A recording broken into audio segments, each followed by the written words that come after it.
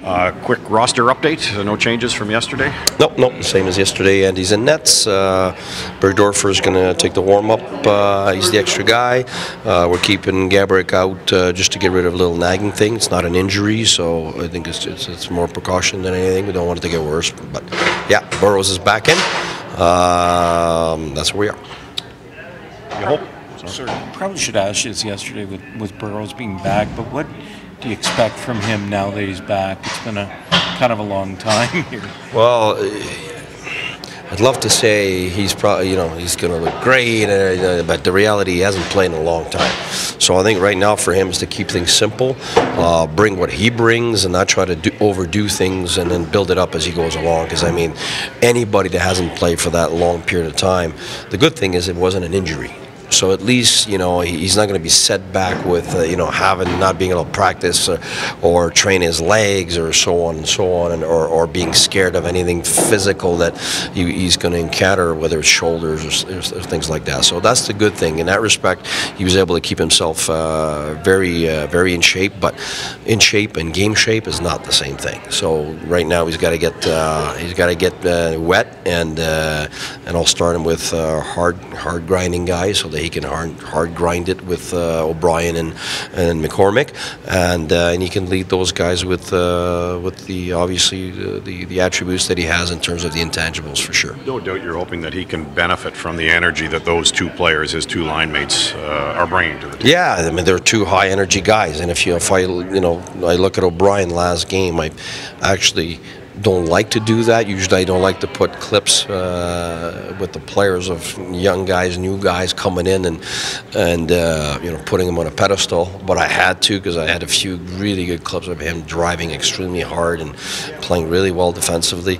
So hey, I had to use them because they were really good, and guys made jokes about it too.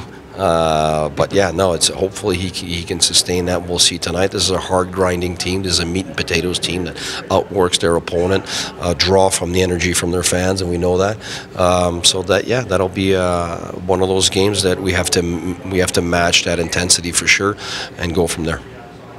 What do you expect from them? I mean, they're kind of, to me, a team that kind of defines the word team. If you looked at the season that they've had. Yeah, you know what, they do really well, and we saw that the first game we played them, and we got into the same, even though we talked about it, we got into the same trap as the other teams got into, is they're not supposed to be there, but really they are, and they deserve to be there. And three things I see.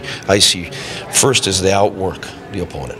And that's the key, really, for them. They've outworked their opponents. They were a team because they were on the same page and all that. Defensively, they own the middle. So when you attack them, the middle's jammed. And so if we try to get through, get in by the middle, stick handle through by the middle, we're going to do like the last time we played them, and like most teams do, is turn it over, and then they get their momentum, they get their transition, and so on and so on. So we don't want to do that. And the other thing they do is they deep work you in your own end. So they're really good at working behind the net, first on puck, battling, forcing themselves in, getting out of that back of the net with the puck. And so we have to be vigilant there. We have to be first on puck ourselves. We have to close them before they get their force-ins and they get their hard working going, and we have to match that. So those are, to me, those are the, I would say, the highlights of probably what we're going to face tonight. When you get a group of guys who are trying to prove people wrong, can that go a long way in having success too? Oh yeah, big time. You saw what we did last year. I mean, that's one thing. Players wanted to prove that the previous season wasn't good enough, and they wanted to prove it to themselves, and they wanted to, once you start believing in your team and things work for you, you build chemistry, you build confidence. There's a pride that goes along with that, and I think they've rallied, and all around town it's written everywhere, Vegas strong, and me and my wife were walking down the streets, and then you had some NHL people, their media out there right in the middle of the street talking about their team, and so there's a big rallying, I think, behind the team and what they've done, and it's new. It's all positive, and but really in the end, I think they deserve what they're getting right now. I think they deserve it from all fronts, and we got to come in here and give ourselves a chance against a team that believes in themselves. not a fair question for you, but if you had a vote for Coach of the Year, would you give Gerard Gallant some consideration? No, you certainly don't want to disrespect any other coaches in the league that have done really well. You know, there's many that have done well, and but of course, you know, I think Gerard is somebody that's definitely paid his dues, and you know, was a player that people respected, was a man that people respected, and I'm one of those guys, and I'm happy to see that he's having success. He's definitely done a great job.